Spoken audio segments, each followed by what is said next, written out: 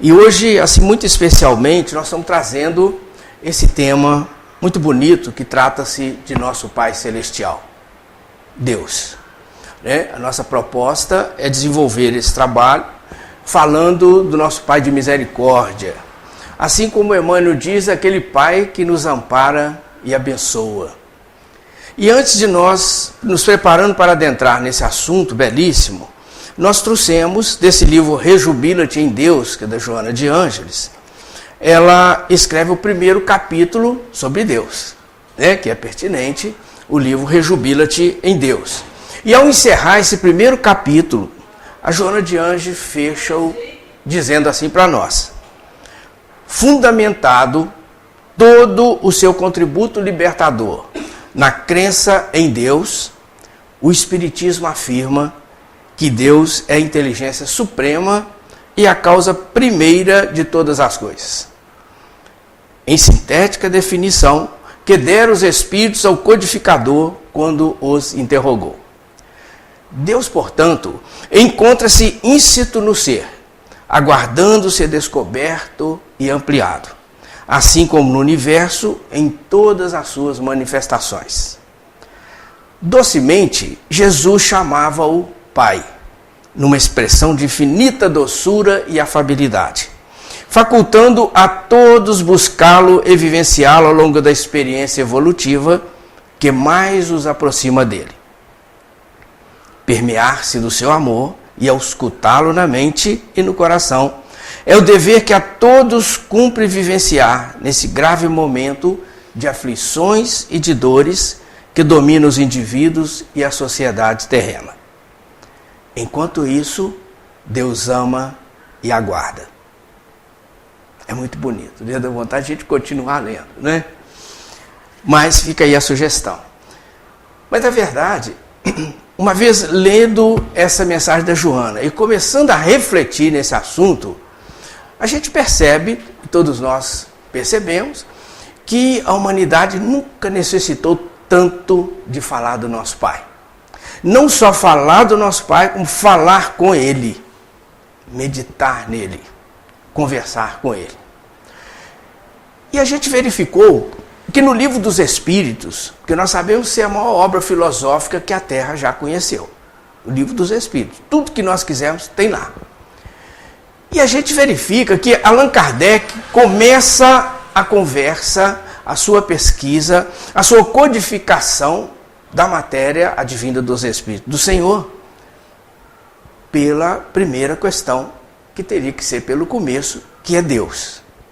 E a gente vai percebendo que o Livro dos Espíritos, que nos apresenta 17 capítulos de introdução, mais duas páginas e meia, mais ou menos, de prolegômenos. Prolegômenos esse, que é um prefácio especial, de uma forma lírica, bonita, extraordinária, assinado ali por São João Evangelista, São Vicente de Paulo, Santo Agostinho, São Luís, Sócrates, Platão, e ainda deixaram um etc. Na maioria das edições tem um etc., que nós podemos interpretar como estamos assinando em nome do nosso Pai e da legião de Espíritos Consoladores.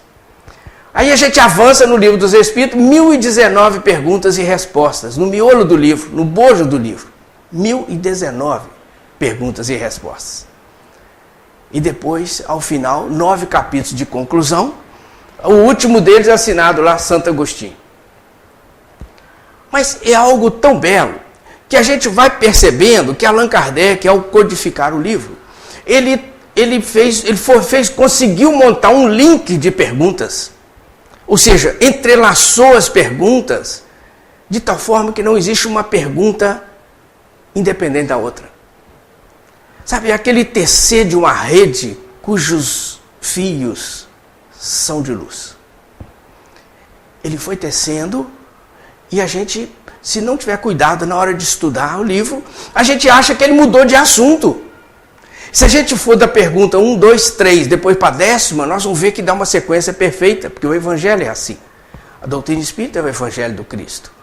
Se nós pularmos da 10ª para a 100ª, nós vamos ver que dá um link também, porque o Evangelho é contínuo na nossa vida. É algo extraordinário. Então, na primeira pergunta, ele lança aos Espíritos do Senhor assim: que é Deus? E os Espíritos respondem para ele: Deus, inteligência suprema, causa primária de todas as coisas. Causa primária de todas as coisas. Ali começou tudo, né? O Pai sustenta tudo, o Pai energiza tudo, dá vida a tudo, e de tudo Ele cria. Em todos os reinos da criação, todas as criaturas do universo, o Pai cuida uma a uma, todos os momentos. Mas Allan Kardec, abrindo o raciocínio para o consolo e conforto da humanidade, ele lança uma segunda pergunta. Só que, quando nós estávamos dizendo, tem que ficar atento, porque a gente imagina assim, eu acho que ele mudou de assunto. Porque, afinal de contas, ele perguntou o que é Deus. Agora, na segunda pergunta, ele pergunta aos Espíritos assim: que se deve entender por infinito?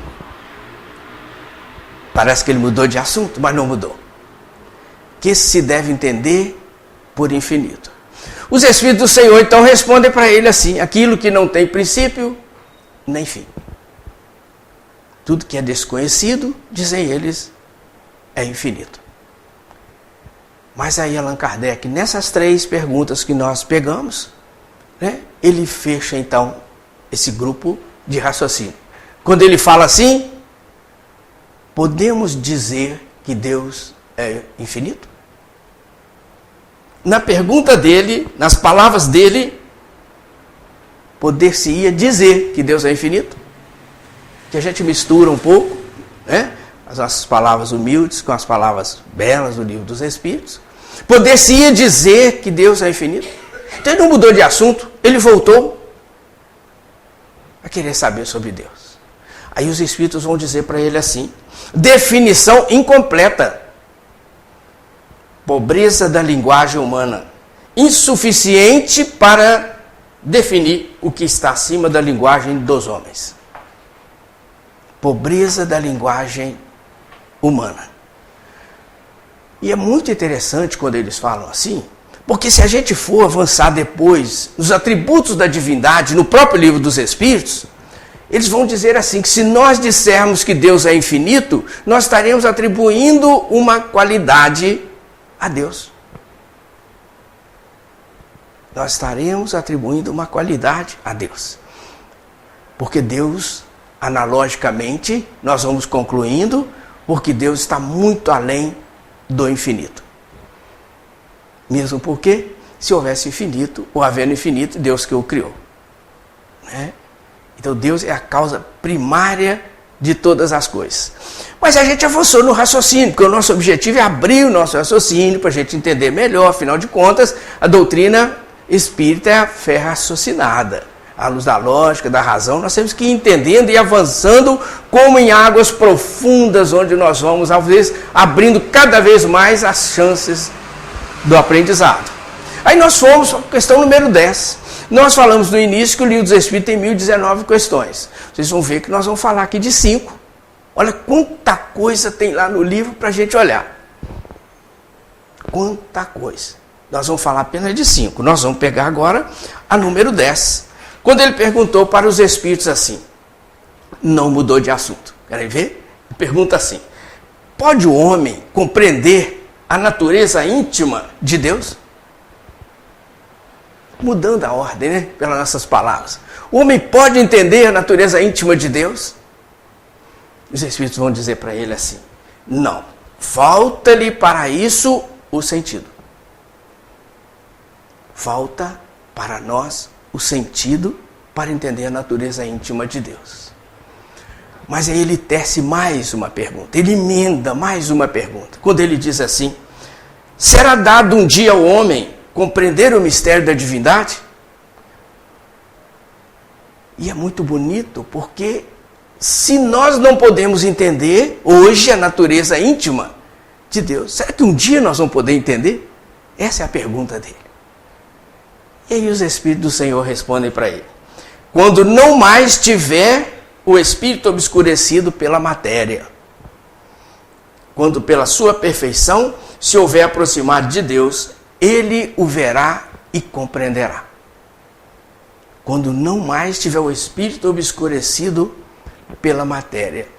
aproximando do Pai, ele o verá e compreenderá. Aí a gente começa a entender melhor como que todos nós temos um determinismo de avançar, cada vez mais avançar, né? Buscando a autotransformação, buscando esse sentido maior da vida, que é nos aproximar do Pai. Por isso que Jesus fala no Evangelho, né? Vós sois deuses, podeis fazer o que eu faço e muito mais. Porque à medida que nós vamos avançando, nós vamos chegar tão próximo ao Pai, que nós vamos poder dizer, como Jesus diz, eu e o Pai somos um. Não é isso que Jesus fala? Quem me conhece, conhece o Pai.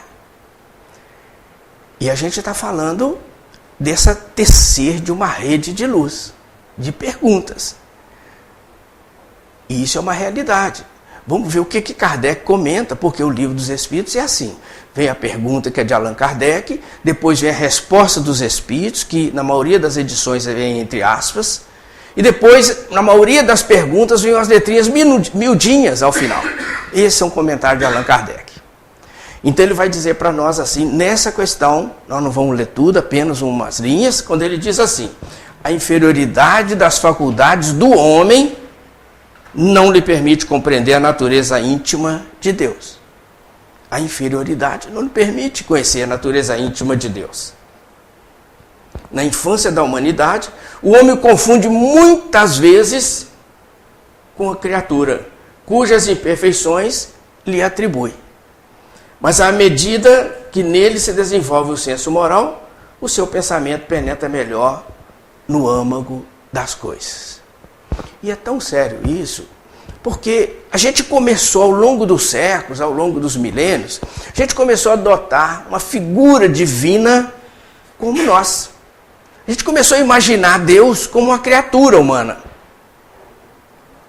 Até mesmo fazendo guerra, cometendo os equívocos, nós, né? Nós vemos até hoje em muitos lugares, basta a gente observar, né? Alguns credos religiosos que sempre usaram e ainda utilizam ainda, sempre aquele ancião, o pai como aquele ancião, né?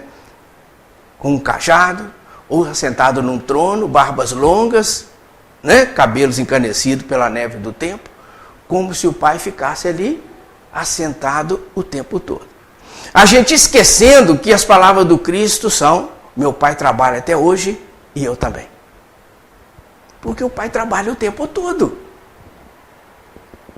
É preciso a gente ter essa convicção. Afinal de contas, né, nós temos um universo, né, o nosso orbe terrestre.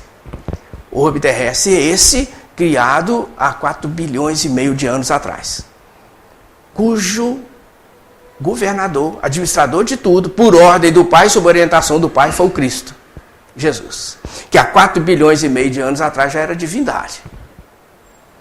É por isso que a Joana de Anjos vai dizer para nós, né, que Jesus é muito mais importante do que aquilo, pelo que ele não fez aqui na Terra, do que por aquilo que ele fez. 4 bilhões e meio de anos atrás. E hoje nós temos mais. Hoje a ciência já traz mais informações. Porque até agora, dizem os cientistas, né, depois que substituíram o telescópio Hubble, né, que parece que está ainda no ar, mas colocaram o mais potente, eles perceberam e se assustaram. E falaram assim, a nossa linguagem de universo está errada.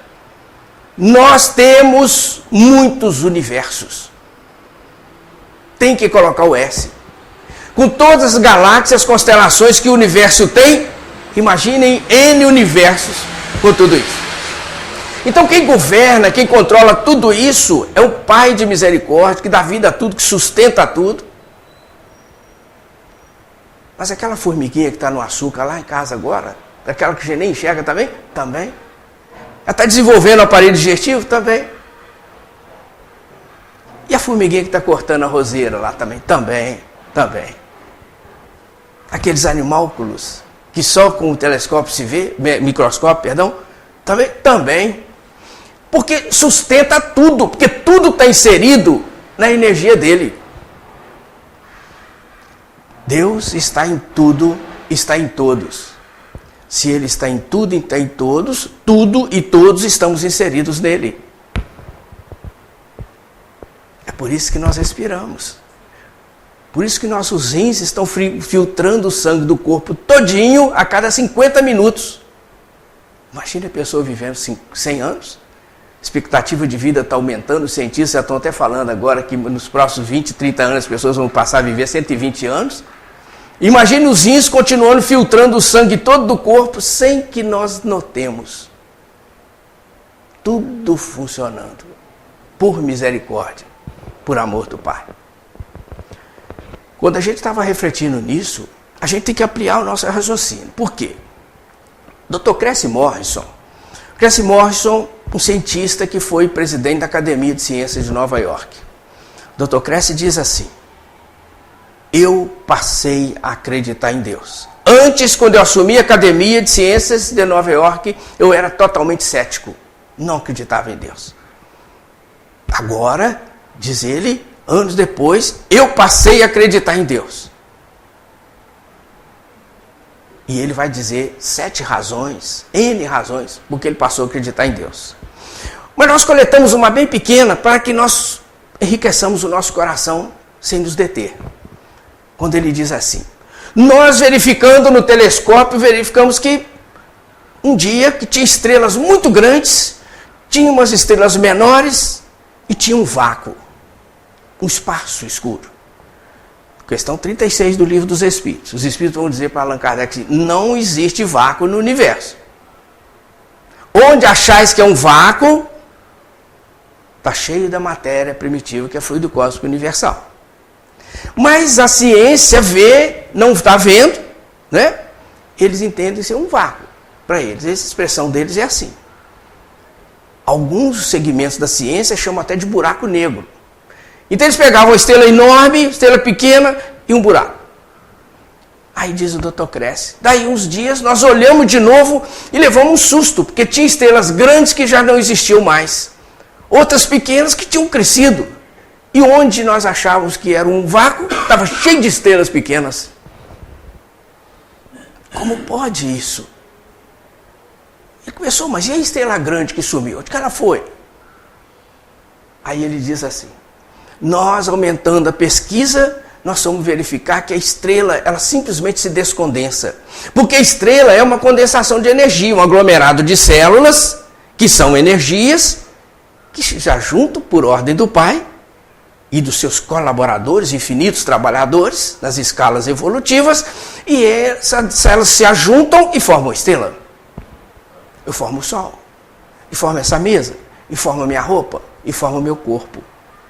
Então, tudo é uma condensação de energia, tudo é uma condensação de energia, que vencido o ciclo de vida, que pode ser de um ano, de um mês, de um dia, 10 anos, um século, vencido o ciclo, não tendo mais utilidade, porque o ciclo está completo, ele se descondensa e as energias voltam ao fluido cósmico universal e, no caso do homem, o espírito sai e segue a sua romagem evolutiva.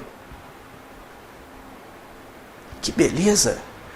A gente começa como é bela a vida. Como é bela a vida. Porque a gente percebe que esse Pai, com todas essas transições, está cuidando de cada um, de cada um. Aí o Dr. Cressy vai dizer assim: o que mais nos intrigou é que quando nós começamos a pesquisar, percebemos que a estrela se descondensou. E quando ela se descondensou, ela se tornou 5 milhões de aeróglitos ou meteoritos. O que aconteceu com aquele aeróglitos ou meteoritos? Eles caem sobre a Terra. Caem sobre a Terra. Se passar um, bater na Terra, bombardeia a Terra. Aí ele fala assim: nós vamos ver. E continuar a pesquisa. E aí, diz ele, nós percebemos que a Terra recebe um abraço. Sabe aquele abraço de misericórdia? Um abraço do nosso Pai. Ela recebe um abraço formado por uma camada atmosférica. Essa camada atmosférica, diz ele, tem N quilômetros de espessura. E ele vai dizer assim: nós percebemos que se essa camada atmosférica fosse mais fina um pouquinho, os meteoritos passariam direto e bombardeariam a Terra milhões de vezes por dia. Só que eles se chocam contra essa camada atmosférica e se desfazem. Ele ficou assim, inteligência extraordinariamente superior à nossa, que nós não somos capazes de entender, criou tudo isso matematicamente calculado. E ele vai dizer assim: essa é mais uma das razões porque eu passei a acreditar em Deus. Então a gente preocupa com o filho que está na rua, que está estudando, que está viajando, ou com o marido que está fora, ou com a esposa que está fora. A gente tem que lembrar, né? Antes de ser meu marido, ou esposa, ou filho, era filho de Deus. Depois que deixar de ser minha filha, minha esposa, ou filho, vai continuar sendo filho de Deus. Porque Deus é assim. Cuida das rosas, das flores, cuida de cada um de nós, porque nós somos as grandes flores do futuro do Pai. É por isso que conta a historinha, né, a história, né, de Santo Agostinho, que certa vez, depois que Santo Agostinho, depois de 30 anos de idade, porque até lá ele era meio que assim, né, meio da pá virada, né, perdoa a expressão, né, mas é ele que fala, está lá no livro Confissões dele. E ele, muita dificuldade, e Santa Mônica orando pelo filho. Era o filho do meio, de três, era o filho do meio. Complicado. E Mônica, a cada momento que lembrava do filho, orava ao pai, por ele. Então, depois de 30 anos, Santo Agostinho resolveu mudar a rota do seu barco. Mudar a rota do seu barco. Aí a gente vai abrindo parênteses dentro de parênteses, né? Quando a gente lembra aquele jovem rapaz que nos procurava há poucos dias, fala assim: senhor Geraldo, eu estou sentindo com a minha canoinha no alto mar e as ondas estão vindo me sufocando e eu estou remando e falta braço para remar, senhor Geraldo. Falei: pois é, meu filho, mas você esquece que o maior timoneiro de todos os tempos, o maior remador de todos os tempos está do seu lado da sua canoinha. É preciso conversar com ele. Mas Santo Agostinho percebeu isso e começou a conversar com ele. E aí mudou a rota da canoinha dele, completamente. Tornando-se nessa entidade hoje, esse irmão maior, dos maiores vulgarizadores ou divulgadores do Espiritismo. Santo Agostinho. Todos os livros, pode procurar muitas mensagens de Santo Agostinho. Evangelho segundo o Espiritismo, direto. Livro dos Médiuns, direto. Livro dos Espíritos, direto. Então, diz a história que um dia ele, depois já dessa mudança dele, ele estava curioso. Mas eu não consigo entender Deus. Eu tenho que entender. E saiu andando numa praia lá, pensando: como é que é, né? Como é que é Deus? Que coisa, olhava tudo, a natureza, o mar, gente, o mar. Olha só, mas como é que pode? E aí de repente ele vê uma criança longe, pequenininha, agachada. E ele ficou olhando, e a criança pegava uma canequinha assim, pequenininha, corria lá na onda do mar, enchia a canequinha, voltava, furava um buraquinho na areia e colocava água. Corria lá na onda, enchia, colocava. O que você está fazendo? Eu vou colocar toda essa água do mar aqui dentro, desse buraquinho, que essa canequinha. Você não está doido, meu filho? Você não consegue fazer isso. Ah, mas eu consigo. Mais fácil eu fazer isso do que o senhor entender Deus. É ilustrativa?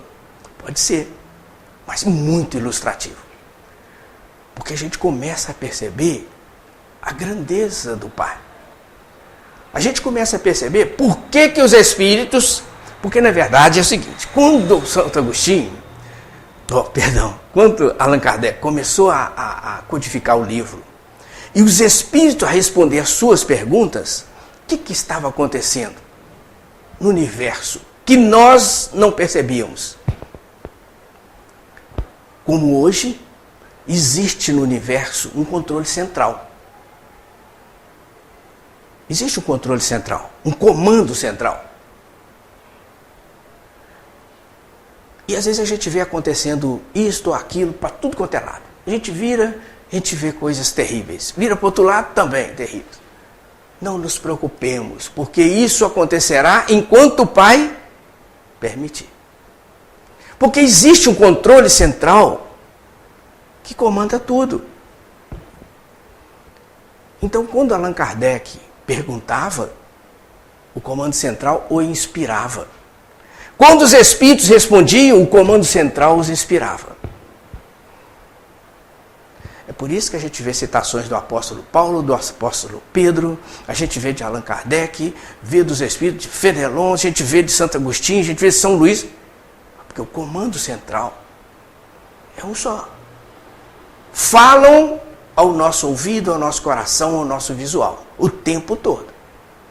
Então, lá no livro da Gênesis, por isso que eu ia citar, né, se nós pegarmos no item 24 do capítulo 2, apenas 2 linhas também, para enriquecer o nosso coração,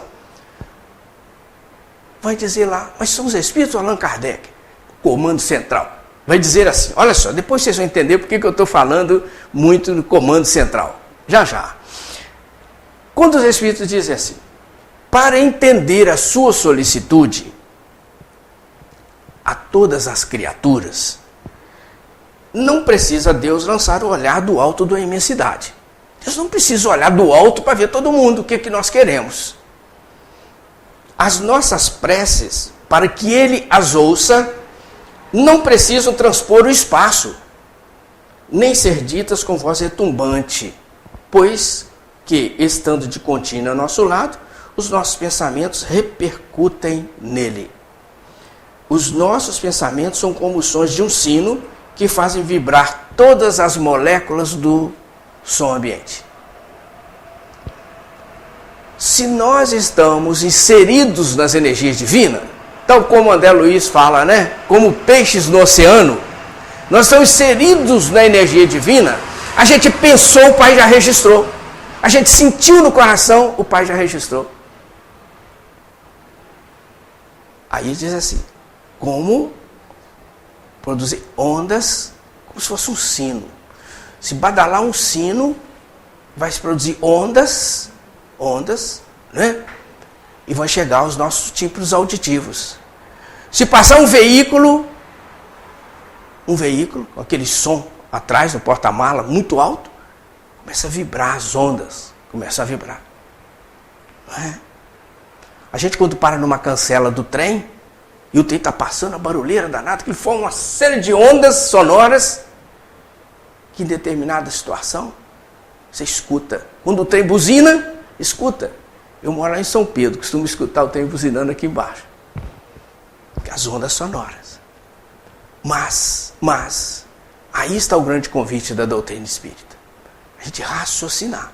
Porque essas ondas, elas têm um espaço circunscrito onde elas vão. Vai chegar um ponto que a pessoa não vai ouvir mais. Elas vão até um ponto. Por isso que existe o eco.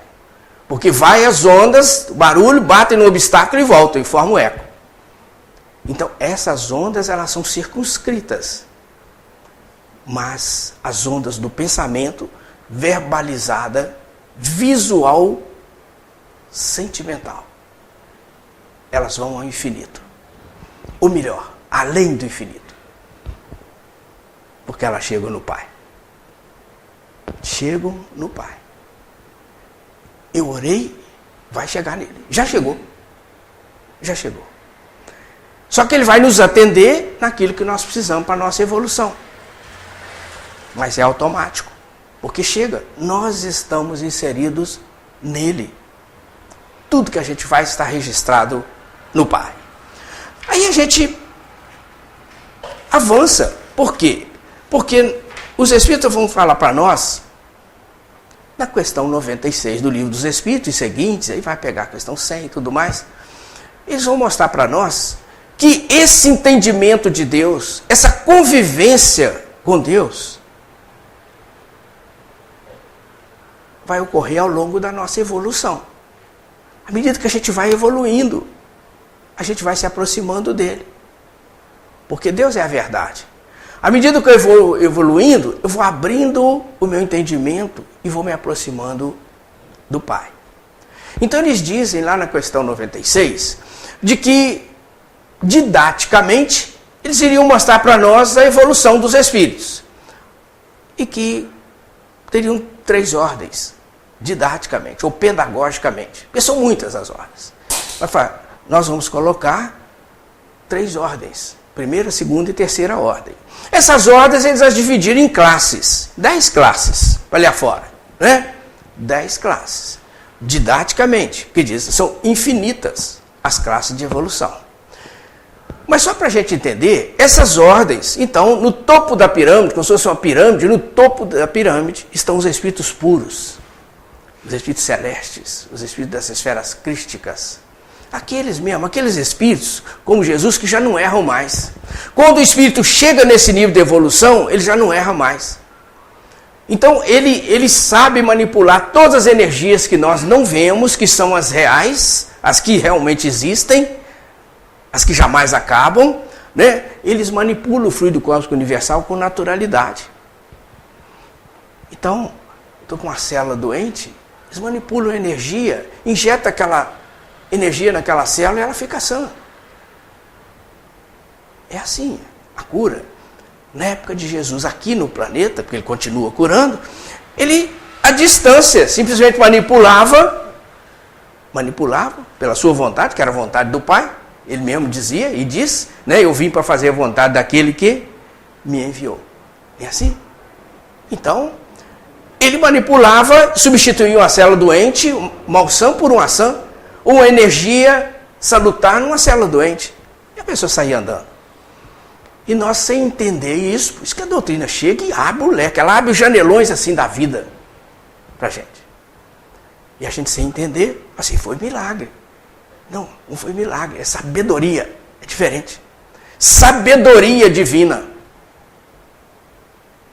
Então, o espírito vai se evoluindo, e ele chega nessa fase, manipula com naturalidade, e passa a receber as ordens direto do Pai para o governo de tudo isso, que nós citamos aqui um pouquinho. Porque eles é que governam o mundo sob a orientação do nosso Pai. Só que eles passam as ordens para outras escalas mais inferiorizadas. Ou melhor, menos elevadas. Fica mais bonito e real falar assim, né? E as ordens vão passando de escalas para escala. Então nós temos no meio da pirâmide os espíritos benévolos. E na base da pirâmide, que a grande maioria tem ali os espíritos imperfeitos. Santo Agostinho vai dizer lá no Evangelho assim, né? Aqueles espíritos ainda arraigados nas paixões, nos vícios, nas chagas morais, na sensualidade, né? Os vícios em geral, né? Intolerância, impaciência, impiedade, tanta coisa a mais. Os espíritos imperfeitos. Mas todos a caminho da perfeição. Sustentados pelo Pai. Então, esse avanço, ele é fundamental na nossa vida. Mas tem um fator, uma mola propulsora, que chama-se vontade. Nada se faz sem a vontade. É preciso ter coragem de falar, eu tenho um Pai que me ampara e abençoa, um Pai de misericórdia, eu vou à frente. Porque mesmo nos momentos mais difíceis da nossa vida, quando a dor bate, quando o desespero bate, o Pai está ali, nos sustentando. Aquele senhor, um amigo, por sinal, me dizia, algum tempo atrás, senhor Geraldo, eu me preparei a vida inteira, para ser sepultado pelo meu filho e pelo meu neto. Eu jamais esperava que eu tivesse que sepultar o meu filho e meu neto. Porque num desastre de automóvel, ambos haviam sucumbido. E o vovô e pai, estava desesperado. E tem determinados momentos que a melhor solução é a gente abraçar o irmão e chorar junto.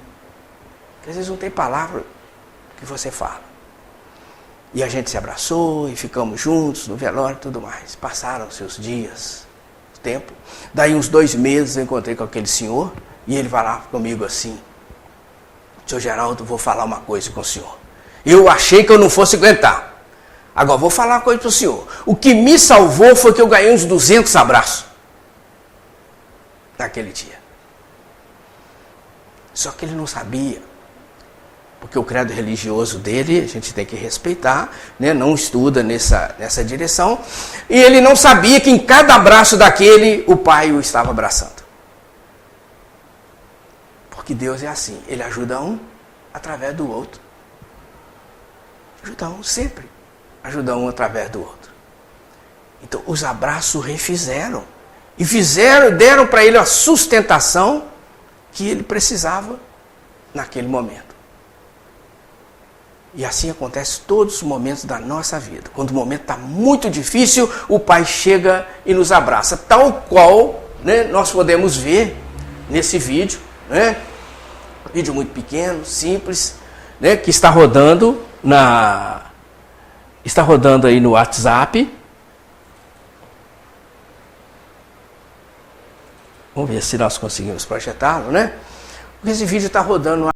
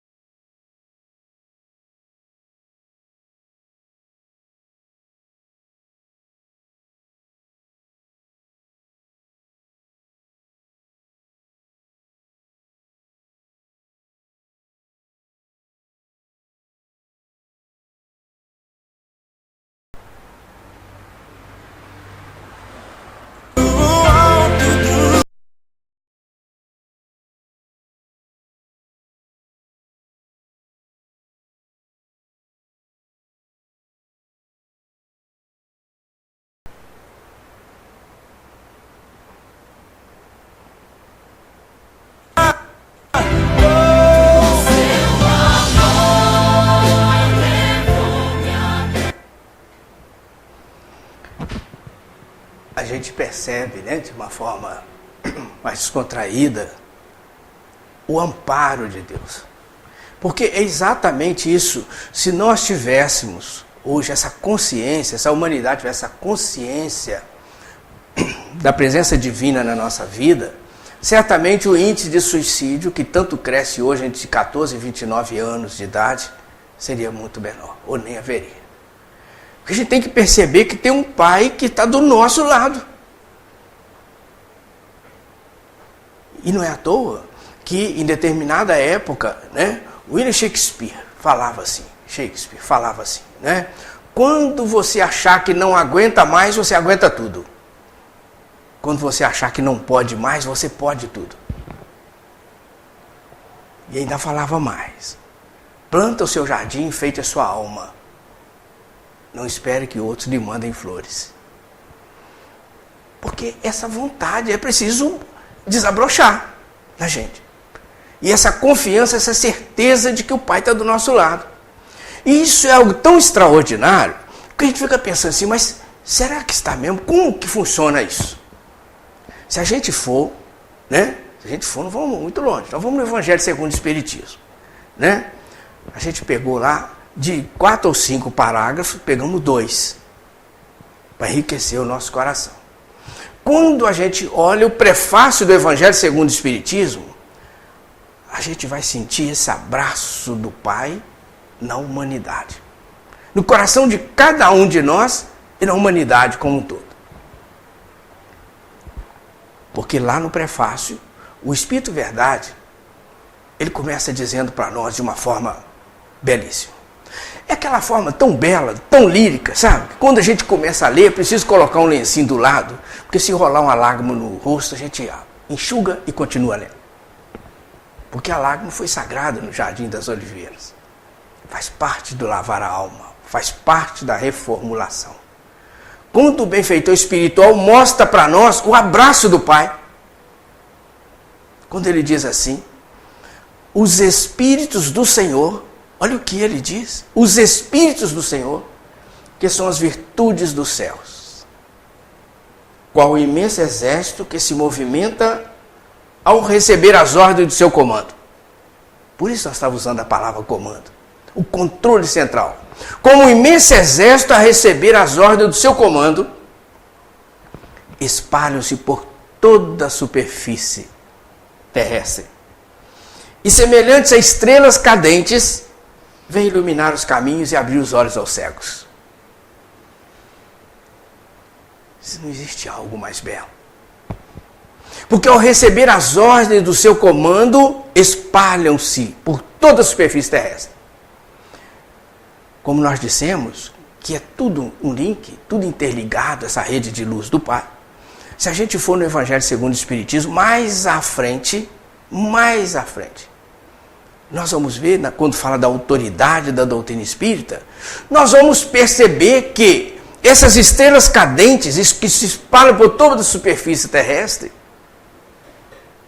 como um imenso exército, eles não escolheram ninguém para se comunicar. Independente de classe social, de cor, de etnia, de nacionalidade, de idade, comunicar para todos os lados. Nossa, gente, nós estamos aqui, tem um Pai que cuida de todos nós e nós estamos executando a sua vontade. É maravilhoso. Aí a gente avançou. Peguei o outro parágrafo, porque não dá para a gente esticar muito em função do nosso tempo. Quando ele diz assim, as grandes vozes do céu ressoam como sons de trombetas. As grandes vozes do céu ressoam como sons de trombetas. E os cânticos dos anjos se lhes associam. Nós os convidamos a vós, homens, para o divino concerto. Tomai da lira, fazei uníssonas as vossas vozes, e que no hino sagrado ela se estenda e repercuta de um extremo a outro do universo. Como sons de trombetas, nós destacamos apenas, né? Poderíamos pegar palavra por palavra, mas a gente vai pegar, pontuamos 2 situações. Quando fala assim, as grandes vozes do céu ressoam como sons de trombetas. Para quem conhece o exército, para quem não conhece também, né? ou já serviu, ou é militar, né? A gente vai perceber que a trombeta ou a corneta, quando toca no exército, né, é para chamar atenção. Dependendo do toque, o soldado vai saber que é para baixar as armas, ou para levantar as armas, ou para marchar, ou para esperar o general, ou para esperar a autoridade que está chegando. Mas em qualquer situação, é para chamar atenção. Então eles chegaram com os sons de trombetas para todos os lados, chamando a humanidade, como eu disse no primeiro parágrafo, abrindo os olhos aos cegos, porque as pessoas estavam correndo atrás de títulos, de valores, de dinheiro. Não é hoje não, nós estamos falando lá de trás. Né? Como se a vida fosse entre o berço e o túmulo. E ele chega, foi gente trazendo a notícia extraordinária, um presente que a humanidade já recebeu. Aliás, recebeu com Jesus. Mas nós não entendemos nada, depois o Pai mandou esmiuçar isso aí para nós. Misericórdia divina, outra misericórdia divina. Gente, a alma é imortal. O que vocês estão brigando para conseguir aí, dinheiro, título e tudo, vai ficar no túmulo. O que segue é o que tivemos aqui dentro. É o sentimento. É o sentimento. Tanto é que é o sentimento que o benfeitor vai dizer logo a seguida, né? Tomai da lira e fazer uníssonas as vossas vozes. Nós vamos pegar só esse pontinho. Tomai da lira. O que é a lira? A lira é um instrumento musical de teclas fixas, pelo menos a que eu conheço, de teclas fixas.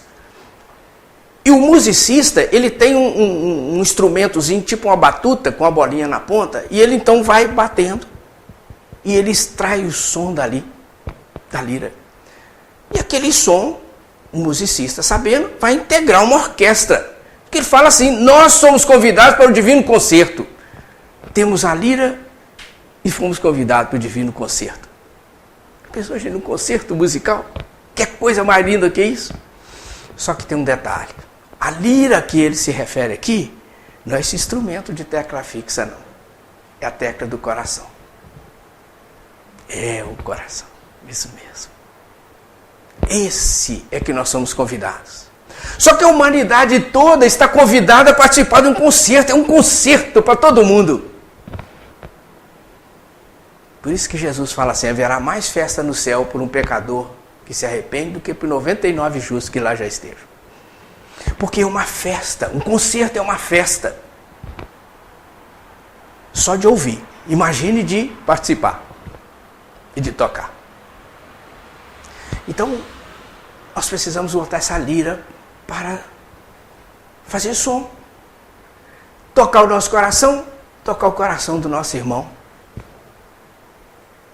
Existe para todo lado. Oportunidade da gente tocar os corações. Fazer desenvolver o sentimento, que é esse que vai nos alçar voo aos píncaros da evolução. O sentimento. Então nós temos que ter essa coragem. E é essa coragem que nos faz lembrar lá dos irmãos do continente africano. Porque algum tempo atrás, colegas nossas, né, inclusive uma que trabalha conosco na nossa casa, né, integrando aquele grupo Fraternidade Sem Fronteiras, vocês já devem ter visto, se não viram, é importante ver na internet, né? Um grupo lá de Campo Grande, do Centro Espírita em Campo Grande, que começou um trabalho e hoje já se tornou um trabalho quase que ecumênico, porque tem irmãos de todas as religiões, de todas as profissões, que juntaram ao grupo para ir lá socorrer os irmãos moçambiquenses. Eles chegaram lá em Moçambique, né? Socorreram as crianças, porque mais de 50% das crianças lá são portadores de HIV e não tem um teto para esconder das intempéries do tempo e andam de um lado para o outro. Então eles vão lá e socorrem. Só que esse ano agora eles chegaram lá em Madagascar. Eles foram para Madagascar, esse grupo. E nós conversando com os colegas, conversando com o WhatsApp, mandando as fotos, enfim, da luta, do trabalho deles lá tão belo. Perguntamos assim, alguém perguntou para ela, assim, né? O que você nos diz de Madagascar? É igual Moçambique? E ela diz assim, Moçambique é um paraíso perto de Madagascar. Mas Moçambique as crianças andam pela rua.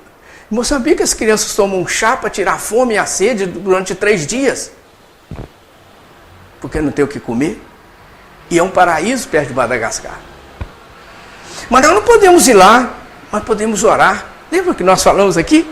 Das ondas sonoras. A gente orou, o Pai já registrou. E aprender com aqueles irmãos que tocam a lira do coração de si próprio e dos outros lá do sul da África. Porque também está rodando no WhatsApp. Aí você já deve ter visto, a gente vai repetindo, né? Mas esses casos luminosos a gente tem que repetir mesmo, repetir para que a gente possa substituir a sombra pela luz no nosso coração, né? Então eles vivem lá, diz um bispo anglicano, Desmond Tutu, né? Lá, que uma comunidade pequenininha no sul da África, apesar de toda a dificuldade que tem o continente, ainda tem uma comunidadezinha lá no sul da África que vive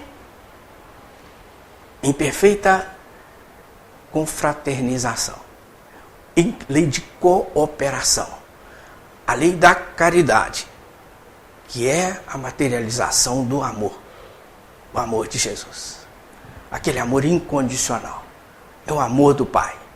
Vivem assim lá no sul da África e dizem assim, não falta nada para ninguém, porque lá é assim, quem planta milho, só planta milho. Quem planta feijão, só planta feijão. Quem planta arroz, só planta arroz. Ao colher, eles dividem, eles trocam. E aí não falta nada para ninguém. Que maravilha. A vida é bela, é simples. É simples. Mas a gente, pelo nível evolutivo que a gente ainda está, aí velejando, peregrinando nessa dificuldade, a gente distorce muito as coisas, né? Tanto é, e distorcemos como distorceu o antropólogo americano, que estava lá passando umas férias, e chegou o final das férias, falou assim, eles chamam esse sistema de vida deles lá de Ubuntu. Você já deve ter visto, todo mundo quase viu falar. Ubuntu, é a linguagem deles. Ele falou, eu terminei as minhas férias aqui, vou embora e não entendi que está o de Ubuntu. Nas outras férias eu volto aqui, que eu quero entender isso de qualquer maneira. Mas antes dele ir embora, ele resolveu fazer um agrado para as crianças.